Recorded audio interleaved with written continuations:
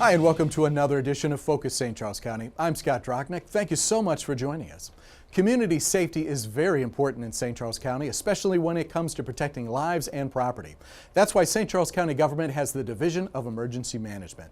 These are the folks who have worked hard to develop community relationships with other leaders because emergencies and storms know no boundaries. And when it comes to the Division of Emergency Management, this staff has the training that's top-notch, both for state and FEMA requirements. They also help ensure the training of others. Here to tell us more about it is Chief Todd. When we have storms rolling through, thunderstorms, ice storms, tornadoes, they pay no attention to county boundaries, city boundaries. They go everywhere. So it's important for us to be involved with our community partners, the cities, the state, and other counties. We've progressed very far in communications. The social media, we stay in contact with our other partners as well as the Weather Bureau to keep track of these storms and fronts that are moving. We start studying them long before they get to St. Charles County. They may shift, they may not. That's some of the confusion for our citizens. Well, it's like, well, we're not hearing the sirens, or we've been told these storms are coming. They shift before they get to us. You can only predict it so far. But we track and we share with our partners. Our partners further west will share the information coming with us. We stay in contact with the state and Kansas City, Columbia, Jefferson City, getting the information from them, see how bad it's getting and how much is coming to us. We need to be prepared long before it gets to St. Charles County to protect our citizens and pass the information on to others further east from us, such as St. Louis City. Disaster preparedness, it's more than just sitting watching weather radars as citizens do and talking to the Weather Bureau. We train and work with our weather spotters. They're deployed long before it actually gets to us to see how bad we're going to have to deal with it. We will meet and talk with our partners in the highway department. We'll be prepared for the fact if we have to clear roadways. We will talk and work with fire and EMS. We may have to move citizens, as in the severe snowstorms. We're concerned about losing loss of power. We will pre-stage equipment such as Brad Burkhofer, Dave Garrison will move generators. We will move cots, whatever's necessary to deal with our Red Cross partners. So we're long in preparation before it gets there, including training and actual doing things. The purpose of the Division of Emergency Management is the protection of the citizens and property. Citizens' life is always first.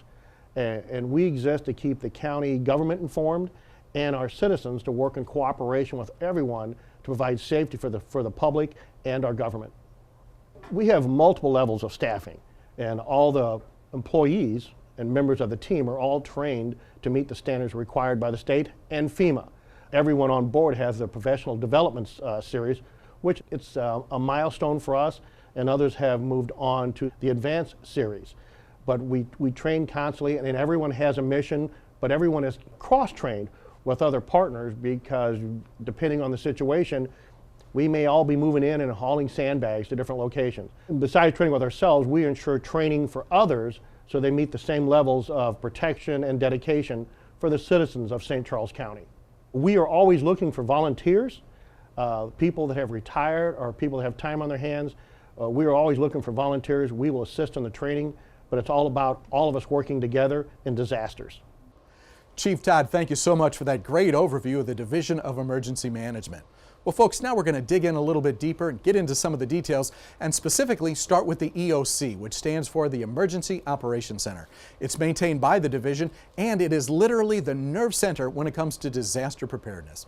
Here's Kelly Bobine to tell us more about it. She's with the Finance Administration St. Charles County Division of Emergency Management. The EOC is the Emergency Operations Center maintained by St. Charles County Division of Emergency Management, which is the nerve center for disaster preparedness for the county. We work with the citizens of St. Charles County, any cities within St. Charles County, neighboring jurisdictions, state and federal agencies during local and federal emergencies.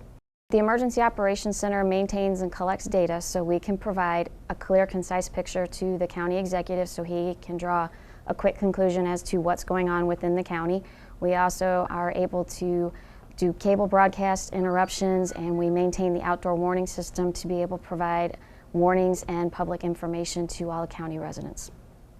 With the Emergency Operations Center being the nerve center of everything for disaster preparedness, individuals from different departments and agencies would come in. We would have the health department, EMS, fire, Sometimes we have state and federal agencies come in and they man the phones and they have the computers here so they can access their data, their information.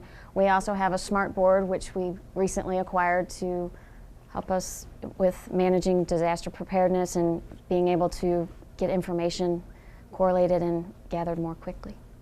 Within the Emergency Operations Center, we have a communications room which houses multiple radios to be able to talk to many different jurisdictions, police, fire, EMS. We have the warning siren controls back in that room also. We also have several maps. We have one map that is all of the sirens located within St. Charles County, and they are numbered and colored by where they're located. We have floodplain maps that show us elevations for where water would breach first at certain levels, because we call the different levee districts and let them know what the levels are rising to so they know when to start getting prepared and start, get ready to start sandbagging. We also maintain a room here in the back for briefing for the county executive so he can bring in mayors from other jurisdictions and federal agencies so they can manage the disaster at their level. One unique feature about the St. Charles County Emergency Management is that we never close. We answer our phones 24/7. We have a duty officer on call.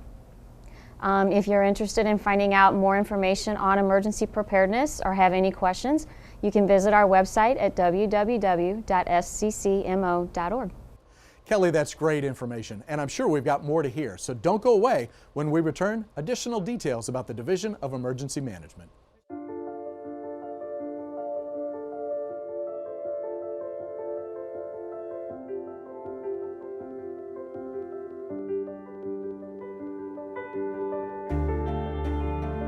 Body language.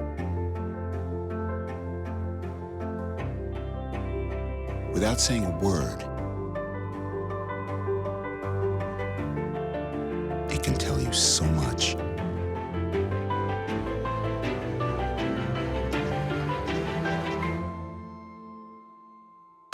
Like someone is having a stroke. Know the sudden signs. Learn fast. F, face drooping. A, arm weakness. S, speech difficulty.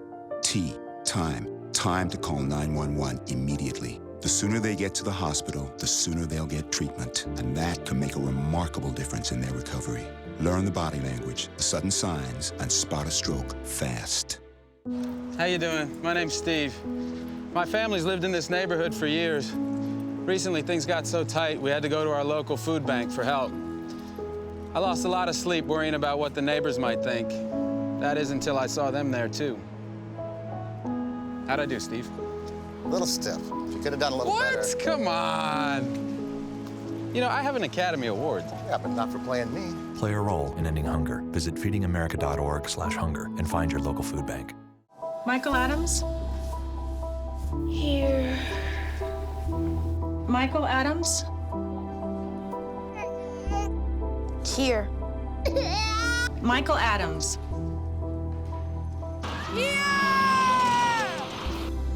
Michael Adams. Students who miss 18 days of school in any grade risk falling behind and not graduating. Absences add up. Keep track at boostattendance.org today. All right, I know this isn't any fun to talk about, but we should. Okay, so who's gonna do what? I'll pack the dead batteries. Great.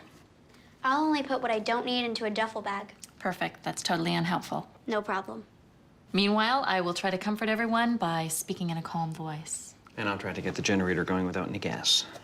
Oh, let's not forget the cell phones, which probably won't work. Right. And who is going to handle supplies? I can forget to do a list for us. Thanks, pal. Well, I think we couldn't be any less prepared. I'm proud of you guys. Talk to your kids about who to call, where to meet, what to pack. Visit ready.gov/kids for tips and information. Hi, and welcome back to Focus St. Charles County. I'm Scott Drachnik, and we're continuing our look at the Division of Emergency Management. So far, we've gone into the EOC, which is the Emergency Operations Center, and now we're in the communications room where there's some really neat equipment all around the area. And this is where staff monitors traffic and activities with other agencies during an emergency in the community. Here to tell us more about how the communications room is set up, what the weather spotters do, and how you can become a weather spotter is Ina McCain-Obenlin, the Operations Coordinator for the Division of Emergency Management. The County Operations Center Communications Room is basically the location where all of our communications equipment is centralized so that we have one convenient location that we can listen to traffic from and communicate with all of the agencies might be involved with an operation, whether it's a day-to-day operation or whether it's an activation associated with a disaster. Our communications room is set up so that essentially we have one half of the room dedicated to equipment that we use to communicate with public safety agencies, police, fire, ambulance services, and other government agencies that we may be involved with working with at the time. The other half of the room is set up for what we call amateur radio communications. They may be volunteer groups, weather spotters that are out working during severe weather. And also it's one of the secondary channels that we use to communicate with the National Weather Service here in St. Louis. St. Charles County is very fortunate to have a group of both residents or volunteers that volunteer their time to go out and take weather reports and make weather observations for us during severe weather. A lot of people commonly refer to them as weather spotters. They activate at all hours of the day or night to help us monitor, in addition to watching over radar, what's actually happening with the weather and how it's impacting the area in St. Charles County. We have a really good group, and whenever the weather's severe or there are warnings out, you can basically bet that there's some out spotting. For anyone who's interested in actually becoming a weather spotter, you can either contact the National Weather Service in St. Louis office, or you can contact your local emergency management agency. They can give you additional information about training as well as online reporting and registration. Ina, thank you so much for helping us understand the communications room here in the EOC. Well, folks, I'll bet you're not surprised, but they actually have an EOC on wheels. That's right, it's known as the Mobile Command Center, and it's utilized out in the community during large-scale incidences. Here's Ina to tell us more about the EOC on wheels, its purpose, and its equipment. St. Charles County's Interagency Command Center, or it's also known as a mobile command post, is, I guess in a nutshell, it's a miniature emergency operations center on wheels. The purpose is if an incident commander from a public safety agency anywhere in St. Charles County is managing a large-scale incident, they need more communications to be able to patch in over the internet with other organizations or with other local emergency operations centers, or talk to large numbers of people from many different agencies all at the same time. To manage that, the equipment to do that has been built into the Mobile Command Center. The Mobile Command Post is set up to allow the incident commander to communicate with different agencies, whether they're state, local, from the cities, police, fire, all different types of agencies and the frequencies that they talk to each other on, as well as neighboring jurisdictions, so that they can coordinate and communicate with each other more effortlessly, and that gives us a more efficient, more effective, and a safer response for the responders as well as the residents. Where we are right now is what we call the communications area, and that's its primary function, to be able to communicate with whoever, whichever agency, whatever teams, whatever people are involved in the response. Each one of these consoles can have the working frequencies fed to them directly so that they can very quickly move back and forth between the different groups that they need to speak to. On this side is primarily public safety agencies, and to the right, the mobile command posts are, again, the amateur radio frequencies and also the marine band, so that we can talk to boats, traffic on the river, basically water response agencies. So this area is primarily dedicated to being able to communicate to whoever we need to communicate and manage all the incoming traffic as well. The mobile command post is divided into two different sections. In the back area is what we refer to as the command area. That area is meant to bring the heads of the different teams together during a response so that they can look face to face at each other and plan out what they need to do and keep track of what's actually going on. It's equipped with multiple internet wireless gateways as well as telephone communications. Also, there's a smart board so that they can project maps, work with grids, view video from helicopters, so they can all take in the information together and decide as a group what actions need to be taken next. Ina, thank you so much. Appreciate that overview of the Mobile Command Center. We're going to take a quick little break, folks, so don't go away. And when we return, we'll tell you more about phone alerts as well as winter preparedness.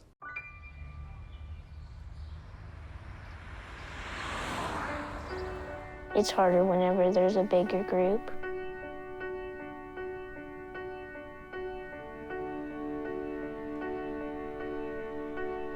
Pretty much a good day for me would be people leaving their hands off of me. I'm always called names. Everywhere that I go, there's always someone calling me names, calling me gay. I've been choked, thrown up against a wall, punched. Nobody's ever tried to help me.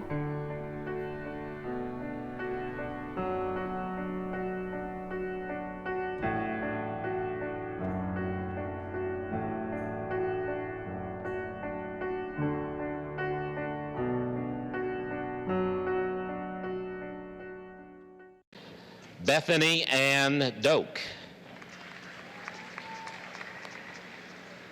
Ian Donnelly. Kirsty Lynn Duthitt.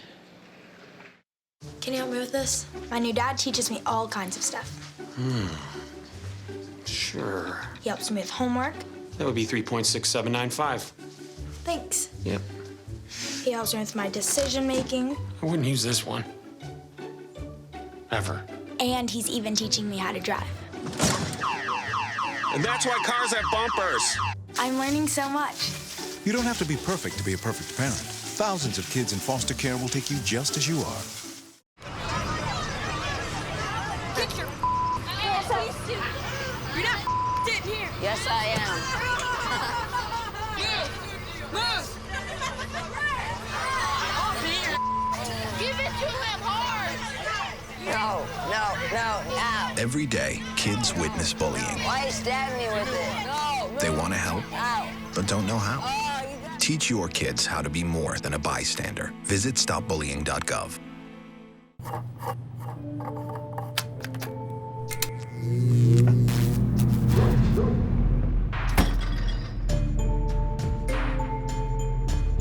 Traditional light bulbs actually generate 9 times more heat than light. Switch to Energy Star light bulbs, and you'll realize just how much cash you were really burning through. Saving energy saves you money. Learn more at EnergySavers.gov. Here's to the things that can keep us safe. Those we use all the time with hardly a thought. Those that are silently standing by to save our lives. And now, those that we carry with us everywhere we go. Many mobile devices will now bring you wireless emergency alerts, real-time information directly from local sources you know and trust. With the unique sound and vibration, you'll be in the know wherever you are. Welcome back to Focus St. Charles County. Today we are looking at the Division of Emergency Management. So far we found out how they help protect lives and property in St. Charles County. We found out also about the EOC, or their Emergency Operations Center, including the mobile one. And now we're going to change topics for just a moment. I'll bet most of you have a smartphone like I do. Would you believe that there are apps and other ways for you to stay in touch with important emergency information that is issued on a regular basis? Great thing is it's free, so you don't want to miss out whether it's a national emergency, a weather emergency, an Amber Alert, or some other important information from the community. Here now is Ina to tell us more about the apps and other ways for you to stay in touch with your smartphone when it comes to important alerts in the community. In addition to broadcast media alerts, NOAA weather radio alerts, warning sirens, people now have a multitude of applications that they can choose from to receive alerts directly to their cell phones. Some of the alerts are free and you don't have to sign up for them. What we recommend that people do is check with their cell phone provider and verify that their provider does forward these alerts from government agencies to cell phones, and make sure that they have a model that can receive them. Some of these apps that you can download are free, others are not. We recommend that you take a look when you're shopping for apps. Make sure that you take note of which ones are free, which ones aren't, which ones offer email or text alerting to cell phones, which ones offer both or maybe one or the other, so that you can make a selection that best suits your needs. The important thing for us that we want to emphasize is that you make sure that you have more than one source for getting emergency alerts. These apps can provide notifications to residents about national emergencies, Amber Alerts, weather emergencies, or other local emergencies that are affecting their specific areas that they live or work in. One good place to go to help people decide which app might suit them best is a website called www.weather/subscribe. That site has a list of all different types of apps, a little bit of information about each one, the services they offer, whether they're free or not, and also links to go to get more details about each individual application. Well, folks, please make sure your smartphones are up to date so that you can receive the latest emergency information. And you know, as we come into the winter weather, it's important not only to dress warm, but to prepare our homes and our vehicles. Here's Ina to tell us a few important winter tips that'll help us all around. The best way to prepare for winter storms is to just keep the basics in mind. Make sure that you're watching the weather forecasts, that you have a NOAA weather radio so that you can get alerts when there's hazardous weather coming. And the old standbys, which is dressing for the weather, dressing in layers, dressing warmly, and staying dry to avoid hypothermia. The best way to prepare for winter storms or winter weather in general is to take a look at your heating sources. Make sure that you check fireplaces, wood stoves, flues are clear. Those are the types of things that can cause you trouble later on. Also, if you're using supplemental heat sources in your home, like space heaters, make sure that you're using them in compliance with the manufacturer's recommended instructions. Along with preparing for winter, just reviewing general preparedness items is also a good idea. Make sure you have a kit, make sure you have emergency plans, make sure you have sources of information. And programs like Ready in 3 are excellent sources of information on the best way to do that. We also recommend that if you don't have a carbon monoxide monitor in your home, that you get one. And if you do, make sure that it's functioning and that it has fresh batteries, because that is a very significant concern, especially as the winter months approach and people begin to run their heaters and run space heaters in the home. What we recommend for preparing your car for the winter is winterizing it, making sure that your antifreeze is tested and it's going to do its job. Washer fluid, windshield wipers. Also, for the season, we recommend that you add in some things that you may not have from the summer months. Sand or salt for traction, shovels, scrapers, the types of things that will help you be better prepared to deal with snow, ice accumulations, and also if you happen to get stranded on the road.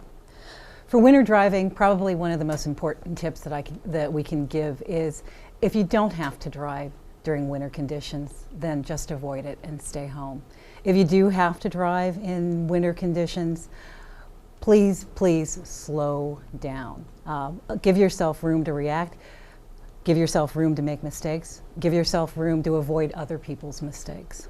During the winter, children are concerned with having fun, so it's very important for parents to make sure that they keep an eye out for signs of hypothermia or frostbite in their kids when they're outside playing, and make sure that they're dressed warmly and properly for the conditions. For our residents with pets, just a reminder not to forget about them when the temperature drops. Best is to bring them inside so that they have a warm place to go. But if they have to stay outside, be sure to provide them with some additional bedding to keep them warm, and also make sure that their water supply isn't frozen so they have adequate water. For more information about winter preparedness, take a look at www.ready.gov for tips before, during, and after winter storms and events. I know those are some great tips, and we appreciate the overview you and the other members of the staff gave us of the Division of Emergency Management. Well, folks, I don't know about you, but I've certainly learned a lot this episode, and we hope that you'll join us again in the future as we continue our focus on St. Charles County. I'm Scott Drochnik. See you again soon.